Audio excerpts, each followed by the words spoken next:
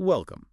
Today we're going to be taking a very careful look at the source material we have concerning the life and the deeply tragic end of former NFL player Phillip Adams. Yeah, and we should say right at the top, this is an incredibly sensitive topic. It is. So our approach here is going to be rooted entirely in the facts as they're presented in the sources, with a great deal of respect for everyone involved. Exactly. Our objective is really to move beyond the headlines and just meticulously follow that factual path. His biography, the immense physical toll of his career, and then the really severe medical findings that came to light after his death. And by doing that, we hope to present the full context that the sources provide for the terrible sequence of events that unfolded. So for you, the goal is to synthesize this difficult narrative.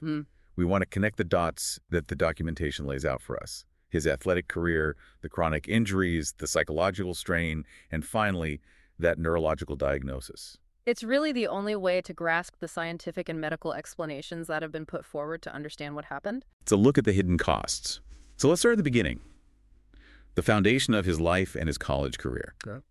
Phillip Matthew Adams was born July 20, 1988, in Rock Hill, South Carolina. Oh. And that town, his hometown, will become a central location in this story later on. In high school at Rock Hill High, he was a standout athlete, not just in football, but in basketball, too. And that signals, that kind of raw talent and innate competitive drive that professional scouts are always looking for. Right. And that athleticism took him to South Carolina State University.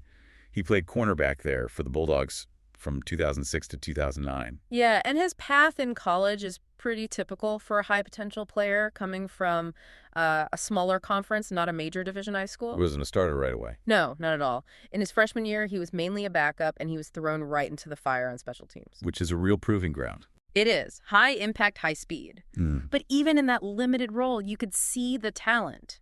The sources say he recorded 12 tackles and, incredibly, 2 interceptions. He showed a nose for the ball right away. So as you'd expect, his role started to expand pretty significantly after that. It did, year after year. By his junior season, he was a key part of that defense. His stats really show that he was becoming a dominant player. What do those numbers look like? Well, he had 48 tackles, which put him 6th on the team. But, and this is the critical part for a defensive back, he led the team in 5 interceptions and 9 pass deflections. Those are the numbers that really pop for scouts, right? Exactly. Those are the numbers that jump out on tape. It shows he's not just willing to hit, but he has the coverage skills, the ball skills to disrupt a passing game. So that strong junior year really set him up for his final season in 2009. It did. That season solidified his draft potential. He was named a first-team All-Mid-Eastern Athletic Conference player. And for those who might not follow college football that closely, getting first-team honors in any conference is a big deal. A very big deal. It's league-wide recognition of his dominance. His stats were strong again, another 48 tackles, 3 more interceptions. And there was a standout play mentioned in the sources from that year, too. Yes, a great anecdote. He scored a touchdown on a pick 6, an interception returned for a touchdown against Norfolk State. So his college years were just this continuous upward trend. He showed the speed, the agility, the aggressive mindset you need to even attempt to make it at the professional level. Okay, so that brings us to the NFL, a completely different world. Adams enters the league in 2010. He's selected by the San Francisco 49ers. Right, but it's in the 7th round, 224th overall. Which is precarious, to say the least. It tells you everything. You are on the edge from day one. You're constantly fighting for your job, for a roster spot, and it really sets the tone for his entire professional career, which was just defined by instability and some profound physical trauma. Instability is absolutely the key word. Let's really break that down. Over just 6 seasons, from 2010 to 2015, Phillip Adams played for 6 different NFL teams. Stop and think about that. 6 teams. The 49ers, the Patriots, the Seahawks, the Raiders, the Jets, and the Falcons. The physical and mental exhaustion of that. Constantly moving, learning a new system, a new playbook. A new city, new teammates, new coaches. You're never settled. And you're living with the daily fear that you could be cut at any moment. It's an immense psychological burden. And the physical toll started almost immediately.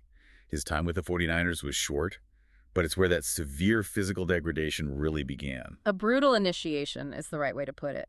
Late in his rookie season, week 16, he breaks his left ankle.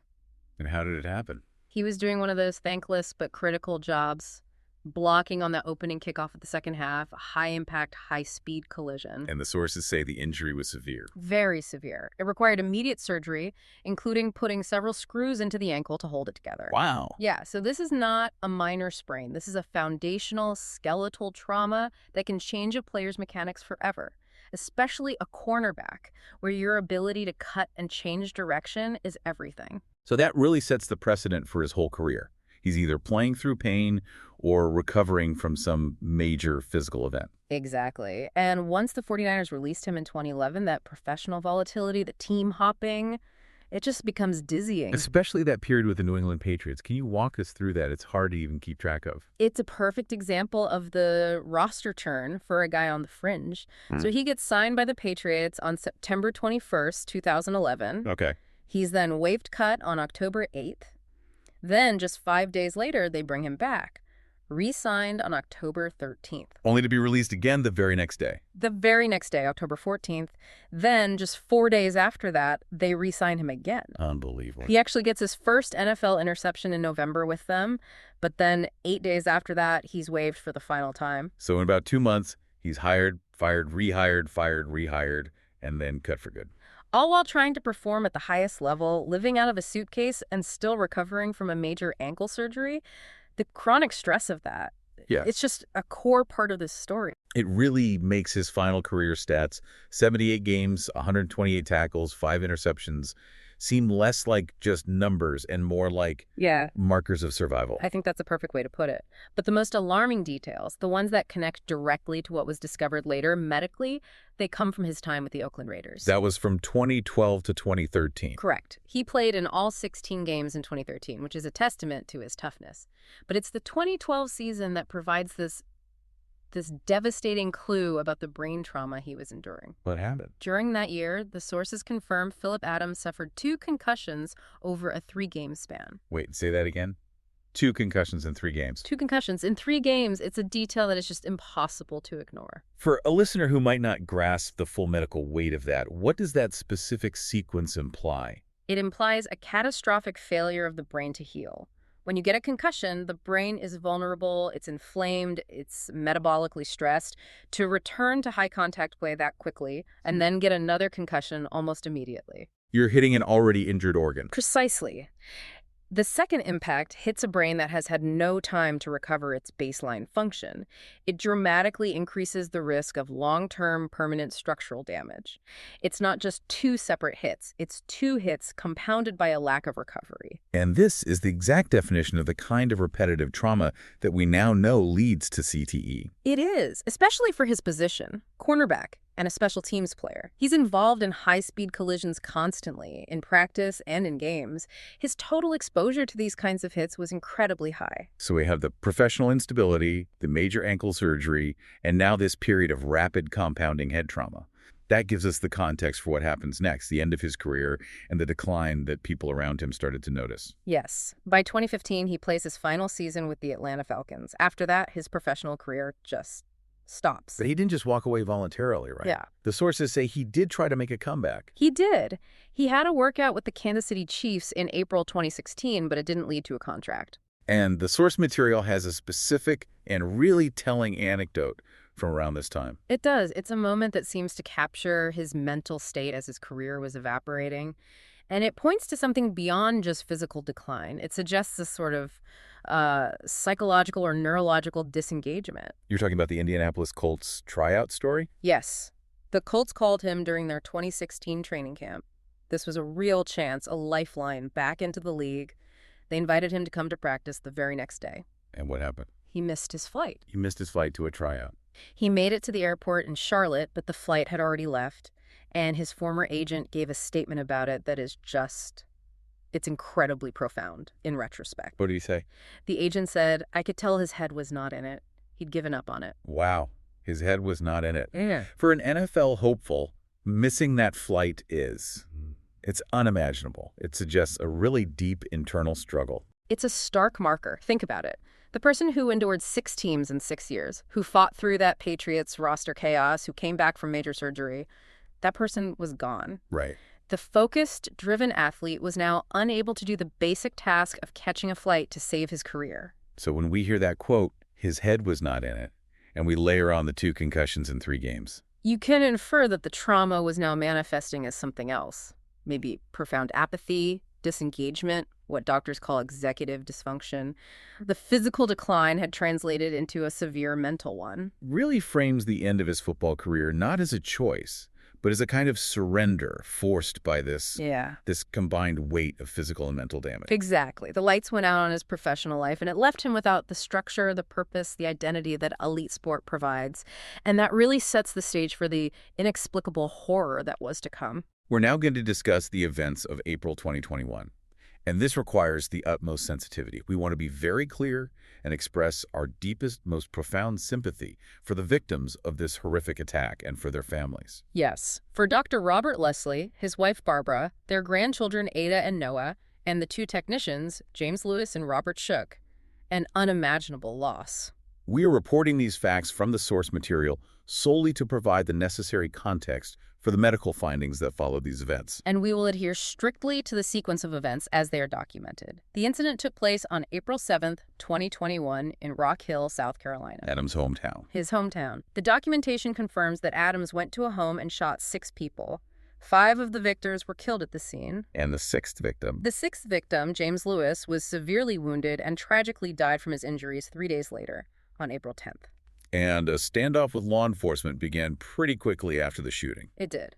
The next day, April 8th, during that standoff with the York County Sheriff's Office, Phillip Adams fatally shot himself. The sources provide some detail about that standoff, right? They do. They detail the attempts by police to de-escalate. Adams' mother was actually inside the home with him at first, but she was safely removed by the authorities. And they tried to communicate with him. Yes, they used a loudspeaker. They even sent a robot into the house. It was a clear, desperate effort to try and coax him out before he took his own life. But what stands out and what the authorities pointed to almost immediately was one crucial contextual detail. Yes, that Phillip Adams had absolutely no prior criminal record. Why is that fact so essential to understanding this tragedy? Because it completely changes the investigative lens. When there's an act of mass violence like this, authorities immediately look for a pattern, a history of criminal acts, domestic violence, escalating aggression. And in this case, there was nothing. Nothing. The absence of a criminal record suggests that whatever triggered this, this extreme violence, it wasn't rooted in a long-standing pattern of antisocial behavior. It points to a radical, acute change in his behavior. Something that demands an explanation outside of normal criminal profiling. Exactly. An explanation that ultimately leads directly to the brain. The shock of this event was so profound because it seemed to come from nowhere.